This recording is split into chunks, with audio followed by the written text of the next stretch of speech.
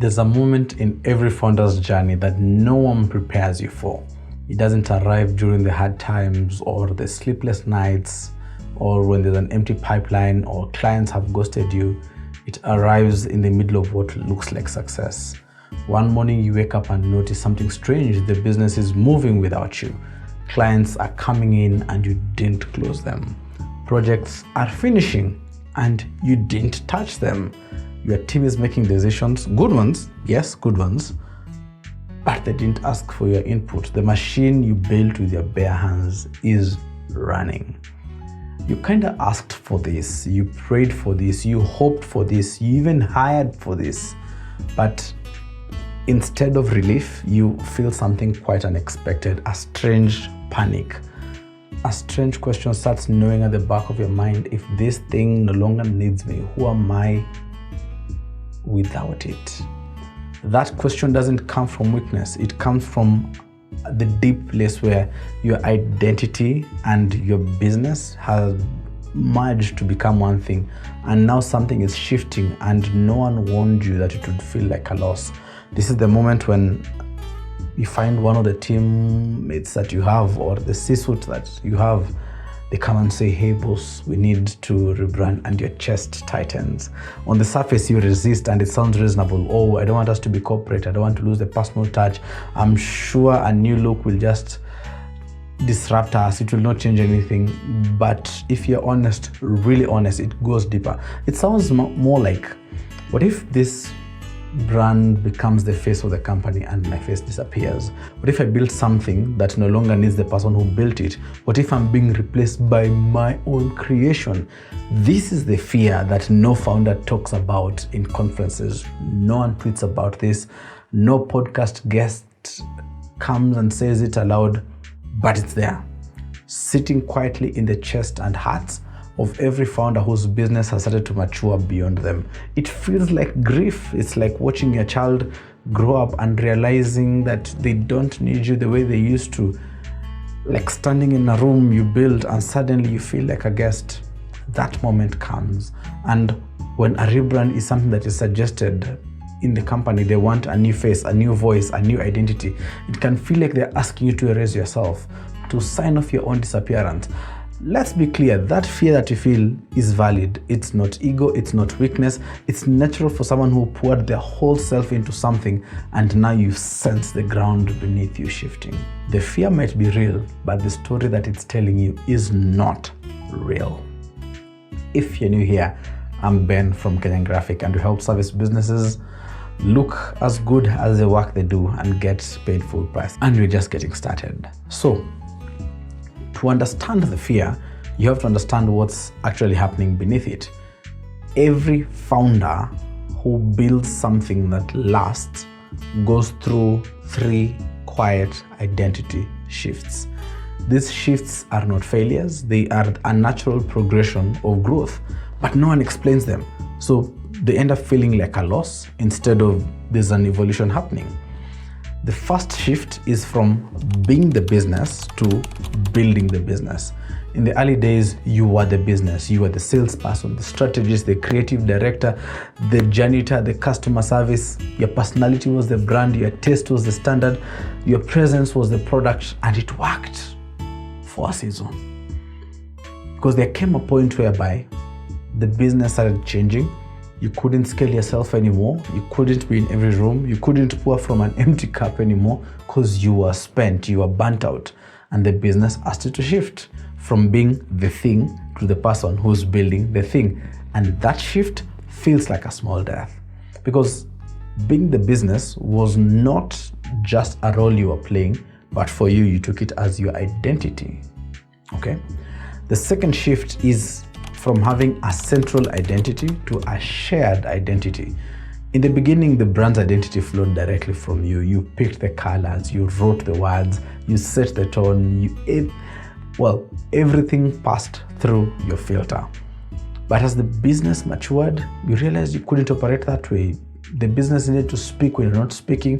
People needed to decide when you're not deciding. They needed an identity that others could carry, not just copy.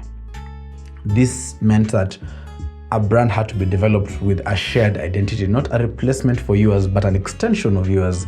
That a version of your thinking had to be developed that your team could hold, apply, and protect. And then you shift now from being a source to the system, and then it feels like something again is being taken when something really is being multiplied. Okay. The third shift is everything depends on me. 2, everything flows through what I built. Earlier on, your presence was the glue. If you moved away, everything wobbled. You're not in the room, no decisions. You are the center of gravity. But in a mature business, your influence changes shape. You're no longer the person that everything depends on. You become the person who built what everything flows through. Your thinking becomes the process. Your standards become the culture. Your instincts become the decision-making frameworks. You still are there, but as the architect, not the one who is laying every brick. And that shift that rebranding forces into the open, it's the one that triggers the deepest fear. If I am not the face anymore, if I'm not at the center anymore, do I still matter? Let me tell you what a rebrand is not. That is, if your team has suggested a rebrand or you're actually contemplating it internally, it's not the removal of the founder. It's not a corporate takeover or something personal. It's not a ruse to just get you out of your business. It's something else entirely. It's the codification of the founder's thinking into a system that others can use. It is a codification of the founder's thinking, your thinking, into a system that others can use. Your thinking, your values, your way of seeing the world, captured, structured, made transferable. At Kenyan Grafik, we look for specific things, fingerprints that you have left all over the business that we can't invent and the team should not lose, even if we rebrand. The things that we look to preserve, the founder artifacts, are your language. These are the phrases you repeat, the way you explain things, the way the words feel like they're yours. Because a great rebrand doesn't replace your vocabulary, it builds a system around it. Second, we look for your values. These are the lines you won't cross, the standards you protect, even if it's going to cost you. These become the brand's moral framework, the moral architecture. This is the why behind every decision. Third is your original insight. This is not that polished founding story. This is the real one. This is the moment of frustration or clarity that made you start in the first place. They become an emotional anchor, and everything else in the brand is going to communicate this. And then fourth is your standards. The way you do things, the way you take care about other things that people overlook, they become the rituals, the processes, the expectations that shape the client experience. And then finally, your point of view, the things you keep saying, the things that the market needs to hear, the team has been told this. This becomes the brand's posture in the marketplace, the brand stance in the marketplace. So when we rebrand founder-led businesses, we are not removing these 5 things, we are excavating them, we are naming them, we are giving structure so that they can travel further than you can carry them.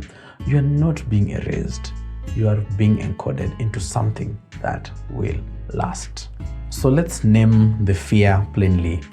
You are afraid if the brand becomes the face, yours will fade. That if the business learns to speak without you, your voice will be forgotten. And I understand that. You see? But the thing is, the founders who let go don't disappear, they become the foundation. Think about a building. I'm assuming you're in a building right now. You don't see the foundation, but everything else is built and is standing because of it. The foundation is not visible, but it's vital. It doesn't get the attention, but it holds the weight. That's what happens when a rebrand is done right. You shift from the spotlight to the architecture, from being seen to being felt, from being a performer to being the composer. You're still writing the music. You're just not playing every instrument yourself. Your voice doesn't disappear. It becomes the key that the entire orchestra plays in. Your values don't vanish. They become the rhythm that holds everything together. Your thinking doesn't fade. It becomes the melody that the brand carries into every room you will never enter. That's not erasure. Can I go deeper? Cool. This transition from the center to the foundation is one of the loneliest passages in business, and no one talks about it. You see, we celebrate the founder who scales, we admire the leader who builds a team, We applaud the visionary who creates something bigger than themselves, but we never talk about what it actually feels like to live through that shift. So let me say what no one else will say. It's disorienting. You spend your years being indispensable, then you have to learn how not to be. You spent years being the answer, and then you have to watch others find answers without you. You spent your years, blood, sweat, and tears being needed, and then you have to make peace with being optional. That's a strange kind of grief. It's not the grief of failure, it's the grief of success. It's the quiet mourning of a role that you've outgrown. It's the loss of an identity that served you well, but it can no longer take you to where you're going. And here's another thing that makes it lonelier. You can't complain about it. You can't. Because who wants to hear the stories of a successful founder who is crying about being replaced by their own system? No one. So you carry this pain quietly in your heart. You smile at the wins. You celebrate with the team. You give the TED talk. But late at night, you wonder why success feels so much like a loss. And I want you to know it's not a sign of weakness. There's nothing wrong. It's a sign that something is changing. And change, real change, always involves letting go of what you are so that you can adopt what you were always meant to be. You are not broken, you are in transition. This transition is divine ordained, even if it hurts. So if you're not the face anymore, where do you live inside the brand? This is the question that the founders now get haunted by. And the answer is one of the most beautiful that you will ever realize. In a mature brand, the founder doesn't disappear. They can't. They become distributed. Your vision becomes strategy. This is the future that you saw when no one else believed. That becomes the direction for the whole company moving forward. Every goal, every roadmap, every quarterly review and plan, all these are an echo of what you saw first. Your values become the culture. The things you refuse to compromise on, they become invisible rules for everyone to follow. They shape how your team treats clients. They shape how they treat each other, how they make decisions when no one is watching. Yes, that is the culture that is being built. Your point of view becomes the positioning, the truth that you kept repeating, the one the market needed to hear over and over. They become your brand stance and positioning in every room. In fact, this is the reason why your clients chose you over your competitors, even if you looked the same on paper. Your positioning, and they will keep choosing you. Your standards become experience, the details that you cared about that others overlooked. These become the texture of your service, the way your proposals feel, the way your calls end, the way problems get solved. That's you embedded in every single touch point. Your thinking becomes teachable. New team members are not just learning tasks, they're learning the why behind your way of doing things. Your philosophy becomes the onboarding, and your instincts become the training. And then your voice becomes repeatable. The way you explain value, the way you handle objections, the way you close clients, all these get captured in messaging frameworks and even sales scripts for the sales team. So your persuasion ends up scaling, then you become everywhere in the brand. You are just not visible physically everywhere. And that's the shift from personality to presence. Your personality needed you to be in the room, that's a fact. But your presence is going to live in the room, whether you are there or not. That's not a loss. That is legacy taking shape when you're still alive to see it. See how that's a plus? Now, let me speak plainly for a moment, because some founders may hear all this and they resist. They nod at the theory, but they refuse to transition. They stay in the center. They hold tighter. They keep themselves indispensable. And I understand the impulse. I do. But I know what happens when, as a founder, you refuse to let the brand stand on its own. Okay? The business becomes a bottleneck. Everyone is waiting for one person's approval, one person's input, one person's blessing. The speed dies, momentum stalls, opportunities are passing you because decisions are just waiting there in the queue. The team becomes confused. They don't know what to own, what they can't own. They're second guessing themselves. They stop bringing ideas to you because they need you to sign off, but then you are always busy. The brand becomes inconsistent. Without a system to carry your thinking forward, every single execution becomes guesswork. The website is saying one thing, the proposals are saying another thing, the sales team is saying one thing, the marketing team is saying one thing. Clients are feeling the fracture. Even if they can't name it, the business becomes fragile. One person gets sick, another one gets burnt out, another one steps away, and the whole thing just wobbles and collapses. There's no resilience. There is no redundancy built into the company because you refuse to let a brand grow beyond you. But then the market will do that for you. Competitors with stronger systems will move faster. They will come in and move faster. Clients who want consistency will go to these competitors. And talent that you have internally that wants ownership of the decisions, they will leave you for companies that actually offer it. The brand may not replace you, but the market will make you irrelevant. This is not a threat, it's a pattern. It's what happens, and then you become one of those founders that strangle the very thing that you built, not out of malice, but out of fear. And I don't want that for you. The answer is not letting go of everything. It's letting go of the right things so that you can hold on to the things that matter most. Hold on to your influence, hold on to your legacy, hold on to your impact. These don't need you to be in the center. They just require you to be the one who is building the center that holds everything together, okay? So what does a rebrand give you? Again, if this is a conversation that you're having with your team or having with yourself, it's not less of yourself, but it's more of yourself carried further than you could ever carry it alone. Think about it this way. Before the rebrand, your thinking lived inside your head. After the rebrand, your thinking is living inside a system. Before, your voice reached as far as your energy allowed. If you got a sore throat, bad business, no one can talk to the client. Afterwards, your voice is reaching every room that your brand enters, even rooms that you will never see. Before, your standards depended on your presence. Afterwards, your standards are encoded into processes, into design, into language, into culture. So a rebrand doesn't shrink you as the founder, it amplifies you. You are not stepping out, you're stepping above. You're moving from player to coach. You're moving from performer to composer, from holding the fire to building a fire that doesn't need you to keep stoking it for it to burn. The Bible says a good man leaves an inheritance for his children's children. That verse isn't just about wealth. It's about building something that continues to give long after your time is up, long after you've stopped managing it directly. When you rebrand on purpose, you're doing that very thing. You're creating a structure that keeps on serving your team, their families, your clients, your own family, and that decision is going to ripple throughout generations. Just one decision that you made.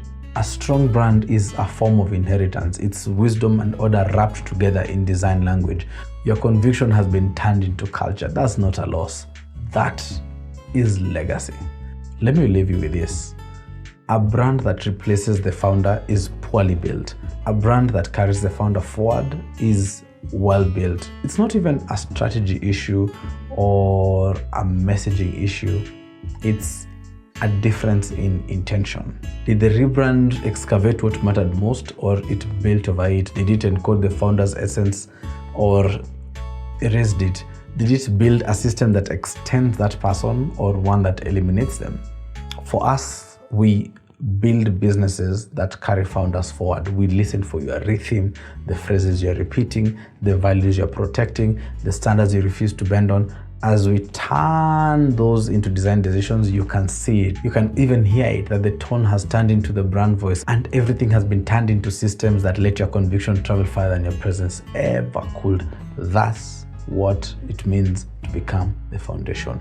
Not to disappear, but to hold everything steady beneath the surface. Not to step out of the story, but to become the ground that the story is built on. You stopped being the spotlight, you become the structure that let others shine. That is rebranding. And in that shift, your leadership moves from visible to vital, from famous to foundational, from being remembered instead of your brand to being remembered through it. Yes, but if you're standing at crossroads right now, you're wondering about the state of your brand. Should you rebrand? Should you correct a few things? We have the C4 brand quiz. It's a free quiz that we've developed after 5 years and 100 plus brands that we've worked with. It's free, yes, but it's only going to be beneficial for you if you actually do the test and implement. And whatever you discover in the quiz, you just know this, you're not behind. You might have a few things that need to be worked on, but you are not broken. You're just ready for what's next. You are aware of what the problems are after all. So letting go isn't the end of leadership, it's the beginning of legacy. You don't vanish when your brand grows beyond you, you multiply. Every decision you made, every standard you held, every truth you spoke into the foundation, all these become the echo that carries forward your heart long after you stepped out of the spotlight. The goal was never meant to be bigger than your brand. Nope. The goal is to build a brand that tells the truth about who you are. And when your values become the brand values, when your vision becomes its rhythm, when your voice becomes its language, you've not lost yourself. No, you've not. You've built something that keeps telling the truth in rooms you will never enter, to people you will never meet, for years you may never see. That's not disappearance, that's multiplication. That is legacy. In the next episode, you're going to be talking about the fear of losing clients when you are rebranding.